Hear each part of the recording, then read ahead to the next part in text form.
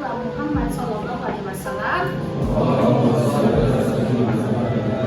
Semoga kita mendapat syafaat dari Rasulullah, dan semoga apa yang kita kerjakan selalu diberkahi dan diridhoi oleh Allah Subhanahu wa Ta'ala. Amin ya rabbal alamin.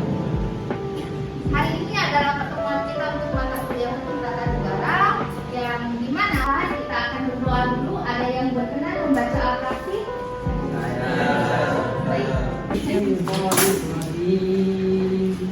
Bismillahirrahmanirrahim. Alhamdulillahilladzi anzala ala 'abdihi al-kitaba wa lam yaj'al lahu 'iwaja. قيما لينذر بأسا شديدا من لدنه ويبشر المؤمنين الذين يعملون الصالحات أن لهم أجرا ولدا ما لهم به من علم ولا لآبائهم كبرت كلمة تخرج من أفواههم إن يقولون أم حسبت أن أصحاب الكهف والرقيم كانوا من آياتنا عجبا إذ أوى الفتية إلى الكهف وقالوا ربنا آتنا من لدنك رحمة وهيئ لنا من أمرنا رشدا. صدق الله. Kita akan belajar hukum tata negara, di mana kode mata kuliah ini adalah FSA 2229, di mana bobot SKS-nya adalah 3 SKS, dan dosen pengakunya adalah saya, Nur Faika Ishak. Di perkuliahan kita absen dulu, saya akan absen secara manual, dan teman-teman selanjutnya harap absen melalui aplikasi Lentera ya. Muhammad Khairil Akri, Hijratul Sakra, Putri Indah, Ahmad Nur Hadi, mampu menganalisa tentang konsep dari lembaga negara. Dari CPMK tersebut diturunkanlah sub CPMK-nya. Apa itu sub CPMK-nya? Yang pertama adalah menjelaskan tentang pengertian lembaga negara, dan yang kedua adalah menjelaskan tentang jenis-jenis. Oke, pada materi yang pertama adalah tentang pengertian lembaga negara. Kita mulai dari kata lembaga dulu. Lembaga dapat didefinisikan sebagai badan atau organisasi. Kemudian negara adalah kekuasaan yang mengatur. Yang kita ketahui kemarin ketika kita belajar tentang ilmu negara, ada beberapa unsur negara, yaitu pemerintah yang pertama, kedua adalah penduduk, ketiga adalah wilayah, dan keempat adalah pemerintah. Jenis lembaga negara itu dapat dibedakan menjadi dua. Yang pertama adalah lembaga negara utama, dan yang kedua adalah auxiliary state organ. Lembaga negara utama adalah lembaga negara yang diatur langsung dalamnya. Auxiliary state organ adalah lembaga negara yang tidak diatur dalam konstitusi atau tidak diatur dalam Undang-Undang Dasar 1945, tetapi diakui sebagai lembaga negara yang diatur oleh peraturan perundang-undangan di bawah Undang-Undang Dasar 1945. Kita membahas mengenai tentang lembaga negara utama. Tadi Bapak lembaga negara utama apa? Ada yang bisa angkat tangan? Definisinya silakan. Lembaga negara yang diatur dalam Undang-Undang Dasar 1945. Ada beberapa jenisnya. Yang pertama adalah MPR, DPR, DPD, Presiden, BPK, MKM, AKY, Menteri Negara, TNI, Kepolisian, KPU, DPD, dan Bank Sentral. Saya mau bertanya dulu, ada yang bisa angkat tangan menjelaskan apa itu kepanjangan dari MPR, DPR, DPD? Silakan.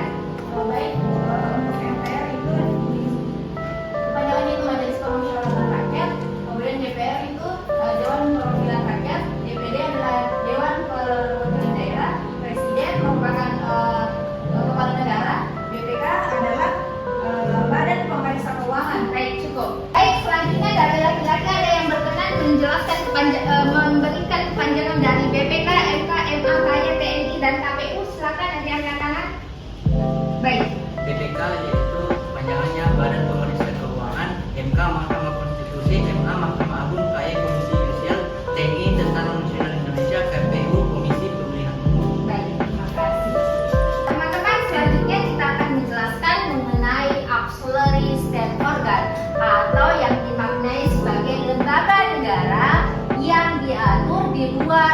Undang-Undang Dasar 1945. Ada banyak lembaga negara. Yang pertama dimulai dari kata badan, dewan, komisi, komite, lembaga, dan lainnya. Oke, kemarin saya telah memberikan tugas untuk materi hari ini untuk teman-teman membacakan. Nah, saya mau tanya-tanya dulu. Ada yang berkenan menyebutkan contoh lembaga negara yang dimulai dari kata badan? Silakan. Badan Pengawasan Obat dan Makanan atau BPOM. Oke, baik. Yang kedua, lembaga negara yang dimulai dari kata dewan. Saya Bu, Dewan Kehormatan Penyelenggaraan Pemilu atau DKPP. Oke. Kalau lembaga negara dengan nama komisi. Komisi Pemberantasan Korupsi atau biasa disingkat dengan KPK. Oke. Lembaga negara dengan dimulai dengan kata komite. Komite Akreditasi Nasional atau KAN. Oke. Selanjutnya lembaga negara yang dimulai dengan kata lembaga. Lembaga Administrasi Negara. Oke. Terakhir dengan nama lainnya. Ada yang tahu? OJK, disebut Otoritas Jasa Keuangan. Oke. Ada yang lain? Ada yang mau angkat tangan? Saya Bu, Ombudsman, yaitu dia bertugas dalam melayani publik. Oke, terima kasih. Baik, kemudian sesi berikutnya adalah sesi tanya jawab. Silakan mahasiswa dari materi yang telah kita bahas secara bersama-sama tadi tentang lembaga negara. Apakah ada yang ingin ditanyakan? Silakan. Angkat tangan yang ingin bertanya. Boleh? Apa pertanyaannya? Mengapa diperlukan lembaga negara dalam sistem ketenagakerjaan? Oke, pertanyaannya temannya, mengapa pentingnya atau mengapa perlunya atau apa urgensi dari kehadiran lembaga negara? Sebelum saya yang jawab, apakah ada yang bisa menjawab? Silakan. Pentingnya lembaga negara di negara Indonesia yaitu agar suatu negara itu tersusun rapi begitu. Baik, ada jawaban yang lain kira-kira kenapa lembaga negara itu penting? Oke, lembaga negara penting itu tadi karena negara itu ada pemerintah, ada tugasnya. Ketika ada tugasnya, tentu ada lembaga negaranya. Kan negara itu organisasi, supaya apa? Jelas di pekerjaannya, fokus tidak tumpang tindih. Makanya dalam hukum tata negara ada yang namanya mekanisme check and balance. Jadi kekuasaan itu dibagi-bagi, kekuasaan itu dipisah-pisah. Ada lembaga negara yang mengurus masalah korupsi, ada lembaga negara yang mengurus masalah pemilihan umum, ada lembaga negara yang mengurus pelayanan publik. Beda-beda. Jadi itu pentingnya adanya lembaga negara. Maksud dengan trias politika. Trias politika. Sebelum saya yang jawab, ada yang bisa jawab? Yang lain, kamu sudah jawab. Yang lain, trias politika ada? Saya Bu, Oke, silakan. eksekutif, legislatif, dan yudikatif. Oke, jawabannya adalah trias politika adalah kekuasaan yang dipisah-pisah menjadi kekuasaan eksekutif, kekuasaan legislatif, dan kekuasaan yudikatif. Kekuasaan eksekutif adalah kekuasaan seperti misalnya presiden, seperti misalnya menteri. Kalau kekuasaan legislatif adalah kekuasaan yang seperti DPR. Kekuasaan yudikatif adalah kekuasaan MA, MK, KY. Oke, selanjutnya pertanyaan selanjutnya. Apa itu common law dalam sistem kelembagaan kita? Oke, ada yang bisa jawab apa itu common law? Sebenarnya materi common law itu tidak terlalu berhubungan dengan lembaga negara. Common law itu adalah sistem hukum. Jadi sistem hukum di dunia itu ada dua, ada common law, ada civil law. Common law itu biasanya berada di negara-negara Anglo-Saxon. Kalau civil law adalah negara-negara di negara Anglo-American. Beda. Itu tepatnya di mata kuliah pengantar ilmu hukum. Kita fokus ke materi lembaga negara. Silakan, ada yang lain? Oke, jangan segan-segan, angkat tangan kalau udah ada yang Kenapa lembaga negara lain itu termasuk di dalam lembaga negara tambahan? Kenapa lembaga negara lainnya termasuk di dalam lembaga negara tambahan? Ada yang bisa jawab? Dari temannya, mengapa lembaga negara lainnya masuk di dalam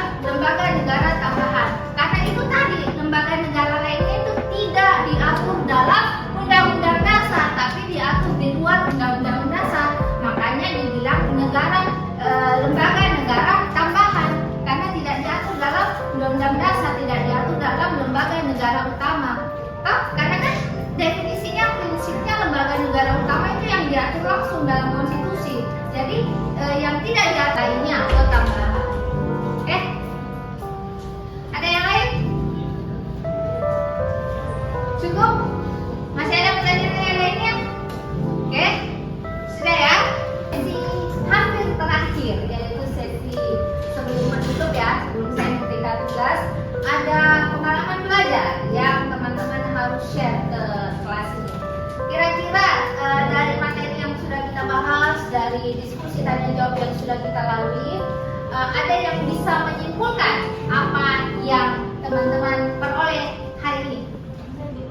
Baik, silakan. Mari saya jelaskan lembaga negara merupakan organisasi kekuasaan yang memiliki tugas dan kewenangan. Nah, lembaga negara terbagi menjadi dua, yaitu lembaga negara utama dan paus dan paudan. Nah, lembaga negara utama yaitu lembaga negara yang diatur dalam Undang-Undang Dasar 1945. Nah, adapun jenis dari lembaga negara utama yaitu MPR, DPR, DPD, Presiden dan Wakil Presiden, MA, MK, KY, BPK, Bank Sentral, Kepolisian, TNI, KPU, Bank Sentral, Pemda.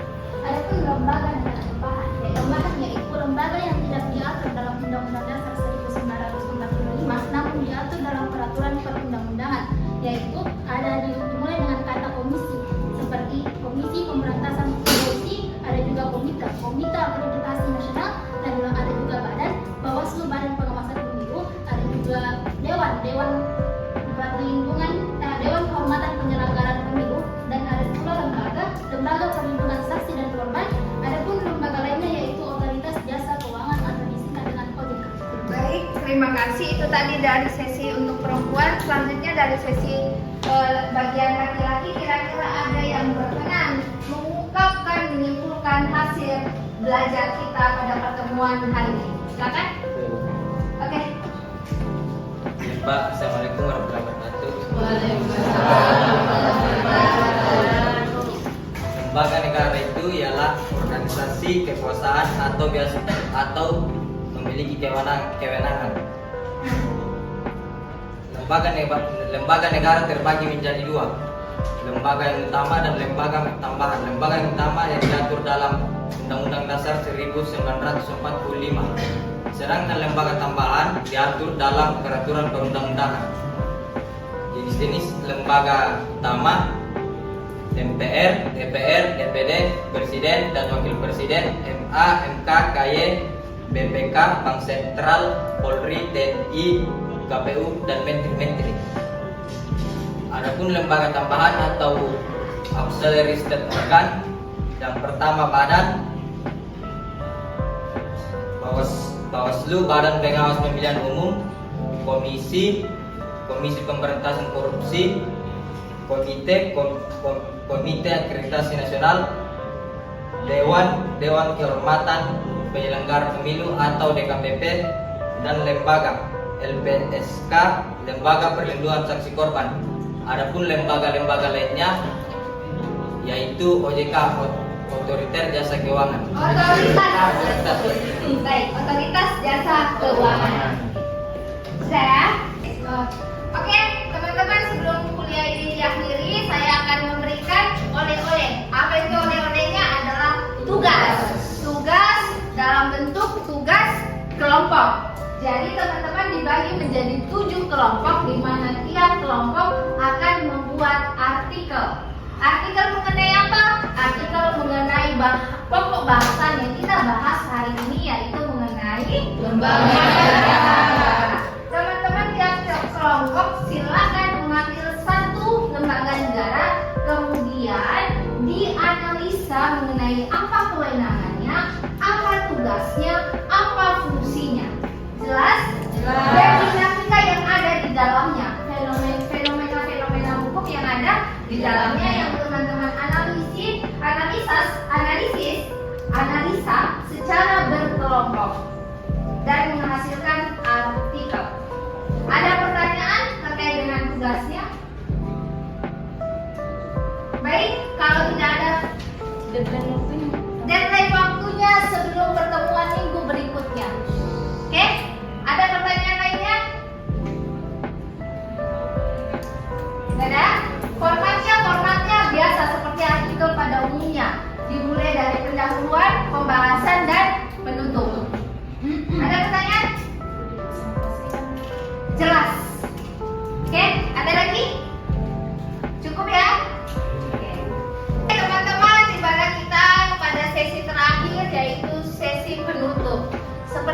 biasa sebelum kita mengakhiri perkuliahan kita